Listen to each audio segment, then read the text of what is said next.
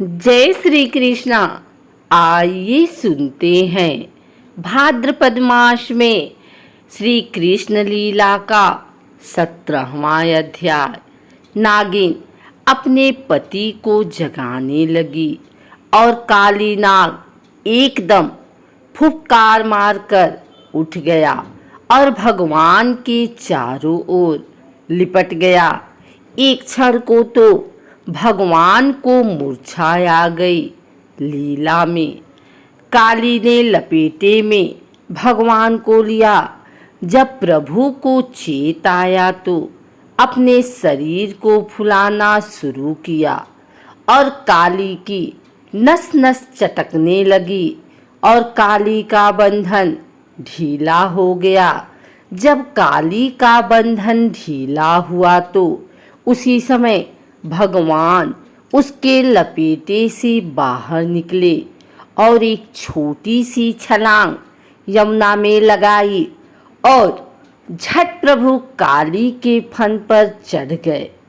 जिस फन से काली फूंकार मार रहे हैं, भगवान अपना चरण उठाकर काली के मस्तक पर प्रहार कर रहे हैं। उसकी नाक से आँख से रक्त बहने लगा। रक्त की बूंद भगवान के चरणों में पड़ी है। सुखदेव जी महाराज कहते हैं कि परीक्षित, ऐसा लग रहा है जैसे कोई भक्त नीले चरणों में लाल पुष्प चढ़ा रहा है।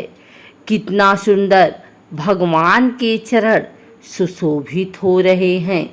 जब नागिनों ने देखा तो घबरा गई और अपने बच्चों को लेकर भगवान के चरणों में प्रणाम करने लगी। प्रभु, आप क्षमा कीजिए, हमें क्षमा कीजिए और हम आज ये बात समझ गई हैं। आपकी दृष्टि में शत्रु और पुत्र में कोई भेद नहीं है। नागिन कहती है, प्रभु, आपकी दृष्टि में कोई भेद नहीं है। आपकी दृष्टि में क्षमता है, पर आप जानते हैं हमारा पति काली है।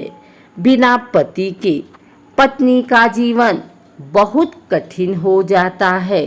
हम आपके चरणों में बार बार प्रणाम करती हैं।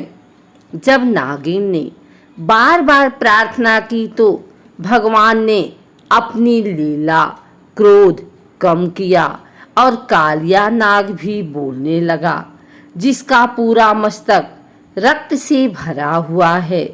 काली कहता है, प्रभु, हम तो जात से ही दुष्ट हैं, खल हैं। कितना भी हमको दूध पिलाओ फिर भी विष ही उगलेंगे। लेकिन हमें भी तो आपने ही बनाया है ना। भगवान बोले, ठीक है काली, पर तुम वृंदावन में नहीं रहोगे। काली बोला कि मैं कहाँ जाऊं। भगवान बोले कि तुम रमनदीप चले जाओ। काली बोला कि मैं रमनदीप गया तो गरुड़ मेरा भक्षण कर लेगा, जबकि गरुड़ वृंदावन में नहीं आ सकता था। ये बात काली को मालूम थी। भगवान बोले कि काली, अब तुम्हारे मस्तक पर मेरे चरण चिन्ह है। गरुड़ तुम्हारा भक्षण नहीं करेगा। काली प्रणाम करके चले गए रमनदीप। भगवान काली को नाथ कर और एक हाथ से बंसी बजाते हुए यमुना से प्रकट हो गए। देखिए, जितने भी असुर आए हैं भगवान ने सबको मारा है, लेकिन काली नाग को मारा नहीं है, क्योंकि ये वासना का प्रतीक है। और वासना दो प्रकार की होती है, एक सांसारिक और एक भगवत वासना। और वासना कभी मरती नहीं है, एक काम का प्रतीक है। अंतिम क्षणों तक ये वासना रहती है। तो क्या करना चाहिए? एक उपाय है। सांसारिक वासना को हटकर भगवत वासना को अंदर जागृत करें। जब ये जागृत हो जाएगी तो यह हमें भगवान के चरणों तक पहुंचा देगी। वासना और कामना को जितना है तो बस राम। भगवान श्री कृष्ण ने काली नाग का दमन किया है। जब भगवान कालिया का मर्दन कर रहे थे तब सभी गोप गोपियां, ग्वाल बाल और नंद यशोदा सभी वहीं आ गए थे और सभी कृष्ण के सकुशल होने की कामना कर रहे थे। जब भगवान काली देह से बाहर आए तो उनके सारे मित्रों और संबंधियों ने उन्हें यमुना तट पर देखा।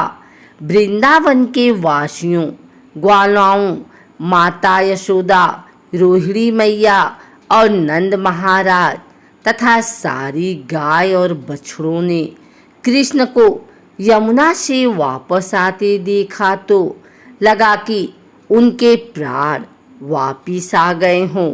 सभी ने कृष्ण को गले से लगाया और शांति का अनुभव किया।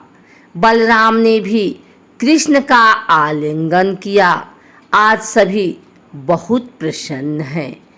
दावानल पान चुकी रात हो चुकी है और गौओं तथा बछड़ों समेत वृंदावन के सभी वासी थके हुए थे तो सभी ने यमुना नदी तट पर ही विश्राम करने का निश्चय किया। अर्धरात्रि में जब सभी सोए हुए थे तो अचानक एक विशाल दावाग्नि आग लग गई। ऐसा लग रहा था जैसे कि सब कुछ जलकर भस्म हो जाएगा। जब जिसके साथ कृष्ण हो, बलराम हो, उनका बाल भी बाका नहीं हो सकता है। जब सभी को आगे की तपन हुई तो सभी कहने लगे, हे कृष्ण, हे भगवान, हे प्यारे बलराम, आप हमें इस विनाशकारी आग से बचाइए। हमारे पास तुम्हारे सिवा कोई शरण नहीं है। ऐसा लग रहा है जैसे कोई शिशु डरकर अपनी माँ के पास गोदी में चला गया है। जब सभी ने भगवान कृष्ण से प्रार्थना की तो दीनदयाल ने देर नहीं लगाई, झट से उस दावाग्नि को निगल गए और उन्हें बचा लिया, क्योंकि भगवान श्री कृष्ण सब कुछ करने में समर्थ है। जिस स्थान पर यह लीला हुई उसे दावानल कुंड कहते हैं। विनाशकारी अग्नि का पान करने के बाद भगवान सभी ब्रजवासियों सहित वृंदावन में पधारे हैं। इसके बाद ग्रीष्म ऋतु आई है, जिस ऋतु का सुखदेव जी ने सुंदर वर्णन किया है और वृंदावन के अलौकिक रूप का भी वर्णन किया है। भगवान श्री कृष्ण ग्वाल वालों के साथ ग्रीष्म ऋतु का आनंद ले रहे हैं। कभी भगवान नाचते हैं, कभी खेलते हैं और कभी गाते हैं।